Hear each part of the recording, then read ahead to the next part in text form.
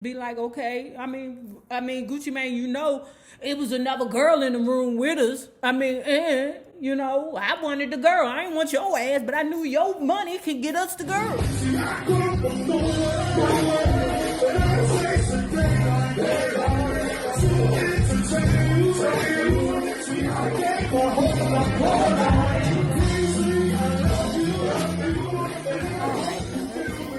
Have not already done so, please make sure that you like, share, and subscribe to this video because it is so important to my success here on the YouTube. And if you do not have a retirement / investment plan in place through your employer, please check out the Acorn app below. Find out how Google, Apple, Chase, JP Morgan, wait a minute, are those the same two people? Anyway, find out how them rich motherfuckers can work for you.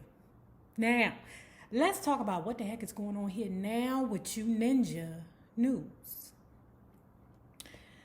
Okay, lovers, so, some of my subbies are here because of this video that I did with Jason Mitchell. I think it's up to 250,000 views or more, something like that, right? And what I said in the video was that, the worst thing that a black man could ever have is a bad attitude, because they want you to have that attitude so they can look for a reason to say no. And I know as a man, especially a black man, when you have ego, masculinity, testosterone, and machismo in place, it's hard for you to selling yourself in order to please somebody else, especially your white counterparts. When it comes down to Jason Mitchell, he was a part of a scandal involving a movie that he was supposed to do on Netflix and the successful show, The Chi. So he's finally talked about the allegations that were against him.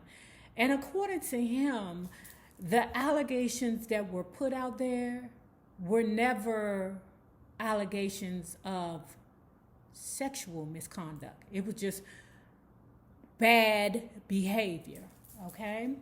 So he was on the Breakfast Club today and he expounded on the situation. Let's check it out. No situation with Tiffany Boone. Shout out to Tiffany Boone, by the way, too, because she was put in a position, because this lady, Ayanna Floyd Davis, she did come out and go to the Deadline and made a statement for Tiffany Boone. Also, I guess, said some things about Desperados. And she had a lot to say, but she was the only person that ever made a statement at all. Mm-hmm. So I was a little taken back by the whole situation that happened, but the actual reason that I got let go was because that Disney saw what was going on with Desperados, and they just bought Showtime. So they decided not to pick up my option. And of course, I've been on the season I've been on the show for, it was about to be 3 seasons. I was nominated for an award, so, I was asking for more money and all these different sorts of things, and they went down. Most of you mother hunchies was mad at me when I talked about Jason Mitchell because I showed how he showed his old ass on the plane. It was a Delta plane, and he was mad because Delta gave away his seat. No, mother hunchies. They gave away his seat on the next flight because he missed his first flight. When he came in here, they accommodated him back there. It wasn't in first class. So basically, okay, you still want your first class seat on the first flight. You can't have your first class seat on the first flight because you missed it. What you can have is a seat back there in coach so that you can make your interview or audition, but he acted a whole fool. And I'm not even being funny. Because fact of the matter is you have to control yourself in this world. Especially in the Me Too culture. Especially in this cancel culture. Child bang. Motherfuckers looking for a reason to say no. Now let's go back to Jason Mitchell. So, he spoke about the situation with Netflix, and then he spoke about the situation with Tiffany Boone, and he said, they were just bad behavior allegations. And trust me, Tiffany is not the type of person to just let a person do whatever to them. He gonna get them straight right then and there, and I could believe that because she look like old bougie broad, with a father that gave her morals and standards and values. She ain't like the rest of us hoes who ain't had no pappy from the father. But I'm just playing, y'all motherfuckers getting y'all feelings. It's all jokes. It's jokes. When he was on the Breakfast Club, he was very calm. The way that he described, the entire situation. Some things made absolute sense because if I remember, there was it sexual misconduct or did they just say poor behavior,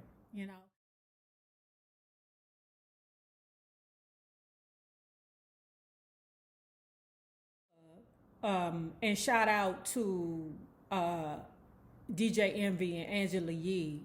I don't know why Angela Yee just don't come out and say that she prefers, vagina. I don't know why, because the whole blow up over, Gucci Mane saying that Angela Yee tried to get at him, and then Charlamagne the God interviewing him. They like DJ Envy and Angela Yee in their feeling. I'm just like, Angela Yee, just come out and just be like, okay. I mean, Gucci Mane, it was another girl in the room with us. I wanted the girl. I didn't want your ass, but I knew your money could get us the girl. I don't get, just say what the truth is, Angela Yee. Don't nobody around here think you want pickle. I know I don't. These just jokes, Angela Yee. Don't be mad. He's at the Breakfast Club, sitting there, telling his story, child with his glasses on. And if y'all don't know nothing else, let me tell you something. When you go to court, your attorney will tell your ass to put on some glasses. So when you see Ray Ray in front of the judge with glasses on, and you like, wait a minute, Ray Ray don't wear glasses. It's to, weaken the person's defenses because you think of a person with glasses, you're not supposed to hit them. So it's kind of like a character/personality change. I know that for facts. So whoever his publicity is or his PR person is, good job. Because he didn't appear to be a monster ever. And he didn't come out until it was safe. Like it felt like he was a bear that hibernated last year and then poked his head out and was like, is it okay? And I think whoever's working with him is well aware of timing, because in life, I told you guys, timing is everything, just in relationships. So now we're going to move on to, like this is my question to the black man, because I know you motherfuckers are here because y'all always, got something to say. Always, then I be ignoring you motherfuckers. So I was listening to Comedy Hype, which is now my new thing, DJ Vlad. I still like looking at DJ Vlad here and there, okay, because he be having my man TK Kirkland on there. Ooh, I love me some TK Kirkland. It's just something about him, like, I don't know, like it just seems like he just know how to treat a woman, and I like that. Even though, if he had a pussy, it would be better for me. But it's just something about TK Kirkland that makes me feel like he just really know how to treat a woman. How old is he? 54? He looks great. I was looking at Comedy Hype today, and they had a comedian by the name of Hope Flood. Y'all know I like my women BB. And I was like, you're got to be kidding. And she said, yeah. And I was like, that was over 20 years ago, and I was in my drinking days and stuff or whatever. But we had a chemistry, and we still do. Yeah. There's another one. When I see him, I've gone to his house recently for Easter and different things. I hadn't been around for a long time, and then when I started showing up, and people would see us, they were like, there's something with you guys. There's something there. And he acts different when he's with you, than he is around the rest of us. And I was like, yeah, we have an amazing history. So this is when y'all together, when y'all like cool, like casual. We were cool. We just like each other. Jamie likes full-figured women because he's from Terrell, Texas. So he likes full-figured women, and he likes boss bitches. He likes women who run shit. She had herself a conversation with the host. And you know what? I kind of think that the host of Comedy Hype is kind of, like, it makes me feel like he's a dirty-minded white boy who love older black cougar BBW women. Like, that's what I feel. Do y'all get that about about the comedy hype dude? Because I do, you know. It's like, it's like he's a wolf with a tongue hanging out his mouth, and he just be like, all you got to do is say yes, and I'm going to take you in that back room, and I'm going to give you something to remember me by. I don't know what it is about young dudes wanting to hunch on us. It's like, what the fuck am I talking about? My wife is like 10 years younger than me. What I found to be quite disturbing about this interview was that the young lady said that she had a sexual relationship with Jamie Foxx, and that Jamie Foxx is from Texas and he loves BBWs. And she established a relationship with him, you know, when she was what she called a boss bitch, because she said that Jamie Foxx liked BBWs and boss bitches, okay? She was promoting comedy shows, and whenever there was a comedy show, she would contact him because he knew that he would rock the crowd by either, you know, comedy or singing. And she also said that in actuality, Jamie Foxx wants to be an R&B singer. He is a R&B singer acting as a comedian. I mean, Jamie Foxx is like a triple threat. We know he can do drama. I mean, Ray Charles, he killed it, okay? We know he can sing. He can sing. It ain't nothing. I mean, it's a falsetto. I mean, you know how hard that is for a person to do. But anyway, he can sing, and he's funny as hell. So, you know, when Jamie Foxx was up and coming, she said he loved BBWs, and she said it like that was what his preference was now. Hope Flood, let me tell you something, baby. He liked you before he got rich and famous. Because after he got rich and famous, he was hunching on white women.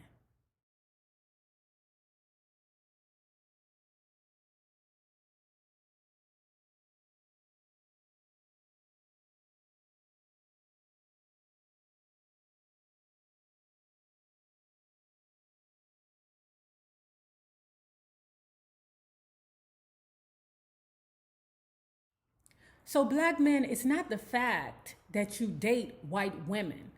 It's the fact that when you become rich and famous, you no longer want to date black women. Black women are no longer your trophy. Like, you are with us while you are struggling because you know the strength of a black woman. But when you don't need that strength behind you, not that a white woman cannot be strong, but listen to what I'm saying. She said that 20 years ago, when he was up and coming, he liked BBWs. Okay? He liked her, a boss bitch, a boss BMW, a black woman. But once he became rich and famous, we started seeing Jamie Foxx with white women. Let me say this, throughout time and history, it always seems like whether the woman is a prostitute for a pimp, or a girlfriend, or a wife, or, you know, just something to be around, it just always seems like the black man is never complete unless he has a white woman in his circle. I don't like, that is such a great accomplishment. So let me say this again, black man. It's not that you date white women, it's that you stop dating black women. Once you get to a certain success in life, like, we're good enough for you when you was regular, but now that you stunting and profiling, now you just, I don't get it. Anyway, child. If you have not already done so, please remember to like and share this video because it is so important to my success here on the YouTube. And remember this, the same people you meet on the way up will always be the same people that you meet on the way down, naysayers, my patron loves. House of NayRob. Have a good one.